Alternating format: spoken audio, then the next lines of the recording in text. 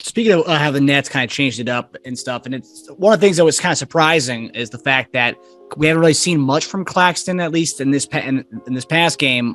So my question to you guys is, are you kind of surprised the Nets have gone so small so early on in the series and for so long during this last game? I think Claxton only got 21 minutes.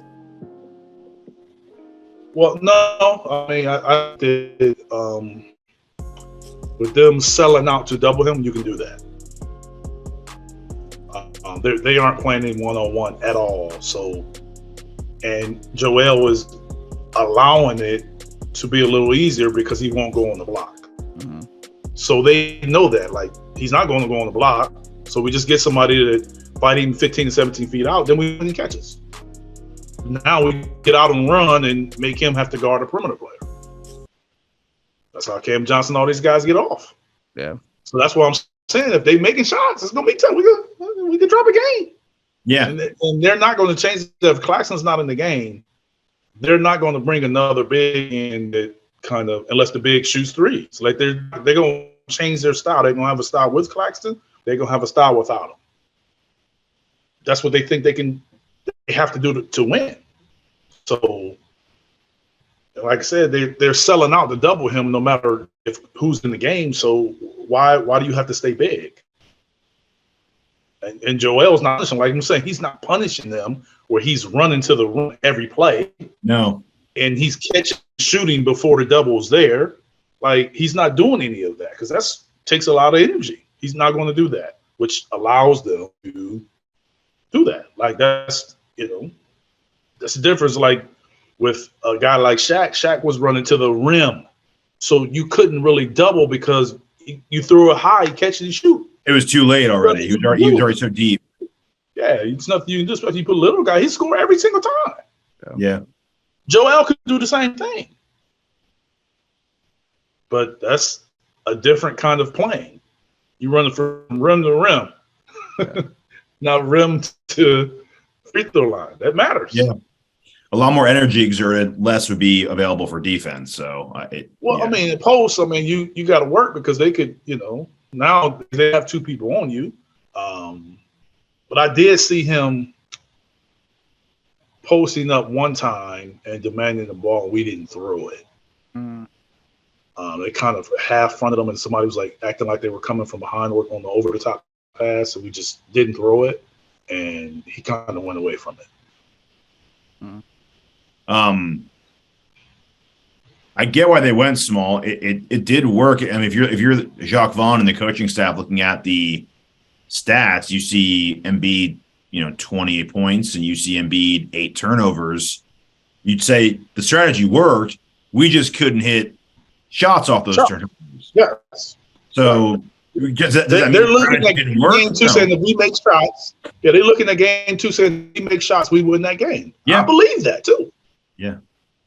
So I think we have more to game plan and adjust to because I think they're going into game 3 thinking that strategy worked. We'll hit shots at home. So we need to do something to figure out how to break that a little bit. It's not the first time someone's gone small against us.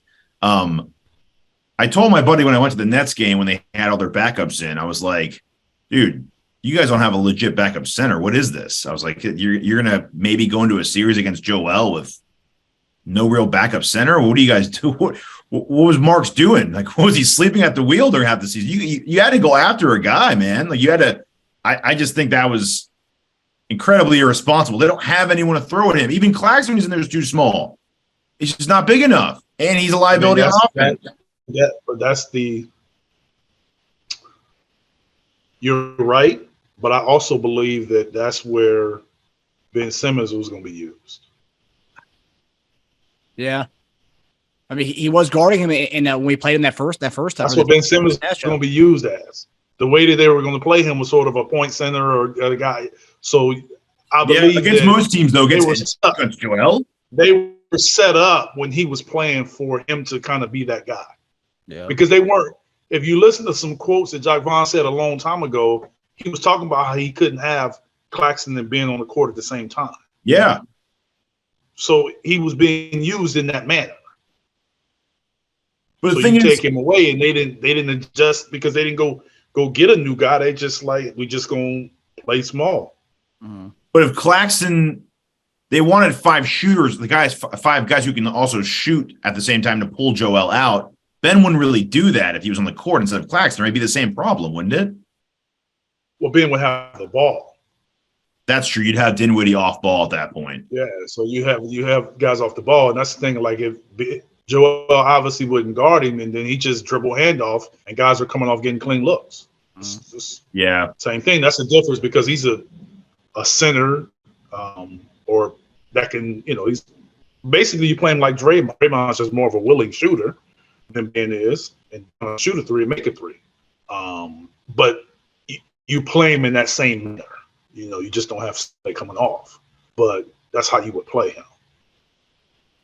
So that's the plus side of the strategy. I'd say the negative side is they were out-blocked 7-1. We had a block advantage over them, and we out-rebounded them by 23. Those are pure no Claxton. Their tallest guy was like Finney Smith at the time.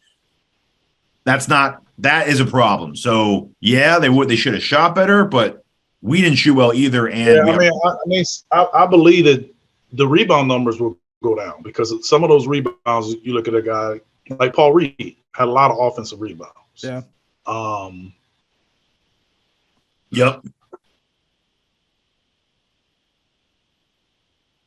Believe in you historically, that changes on the road. You all of a sudden the guy gets on the now he gets him over the backs. Just by being there, he fake jump and like you're just gonna see more stuff. We take more shots and we historically and take more shots. Yeah. Or longer rebounds. So that's the quicker team use more long rebounds. So be interesting. Yeah. And looking at the rebound totals, this was obviously the small ball plays a factor too, but this was Embiid's second highest playoff rebounding performance in his career with 19. Your tallest guy on the court by like 5 inches. Yeah. Yeah. A lot of times Tobias was the second tallest guy on the court for long stretches. Crazy. Yeah. Paul Reed was by far the biggest guy on the court a lot of times. I know, and he's undersized big. Yeah. Yeah. So that's so that when Doc was talking about having certain games where we might go to a bigger backup 5, this series I don't think it's going to be it, man. I think this is Paul Reed's series. Yeah, that's where you could see them making an adjustment when Reed is in the game. Like they may go small, but not small. You know what I'm saying? Like those guys may not be necessarily small guys, but it's just a smaller lineup with no big. But Cam Johnson and Finney Smith, so they aren't that much smaller than Reed. Yeah. They really aren't. Yeah. No. From a height standpoint. So I think it's a point. Maybe 1 inch. That, hey, we got to block this guy out. Like it's some of it is a point of emphasis. Yeah. Yeah. So we'll see how that changes in Brooklyn. Eric, are you noticing anything? Because obviously the 2 games were different, but this is one certain thing with the fact that Bridges had 20 plus points in the first half, didn't do anything in the second half. Cam Johnson 20 plus points first half, didn't really do much in the second half. What are we doing defensively to kind of stop those two from in the second half adjustments? What have you noticed from the last 2 games? As far as Cam Johnson, I don't think there was anything different. I thought he just missed wide open shots. Yeah, I thought we didn't adjust to him.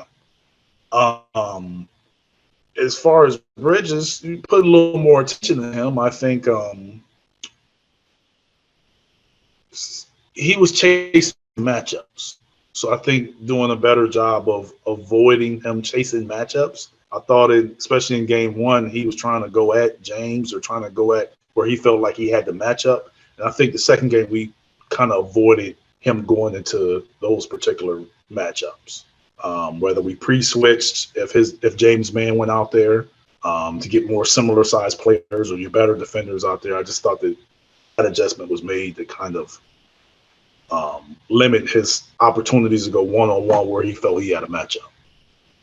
And I thought, and I thought Joel was more attentive to his drives and his playmaking when he attacked the rim on the back end defensively. Yeah, but like I said, that'll be an interesting thing going forward because they do drive and get attention to kind of jump pass and kick it out, swing. If they're making those shots, I don't know how you can play like that, where Joel is just basically leaving the guy. Yeah. That's why Roy Cam got so many wide open shots. He's just leaving the guy because they're getting broken down one-on-one. And that's what they're trying to do is break you down one-on-one, score. If you help, then we'll swing to the shooters. And if they're making them, this go the other way. So in the Sixers Twitter world, everyone was kind of praising Doc for the second half adjustments going to the zone, playing more zone defense in the second half. Do you think the defense was effective, or do you think they just weren't making shots more so in the second half? Was it more zone or more just them missing shots? I think that the zone slowed them down as far as the one-on-one, and that's what they play off of is creating opportunities one-on-one. I think the zone made them more of a pass team than a dribble drive, get the ball in the paint, kick out team, driving kick. And with those driving kicks in the paint, you're throwing it out. It's almost like a practice shot. And most guys are more comfortable with those shots coming from there versus just swinging it over the top and playing against the clock a lot. So I think it affected them. They'll adjust and be ready for that as well.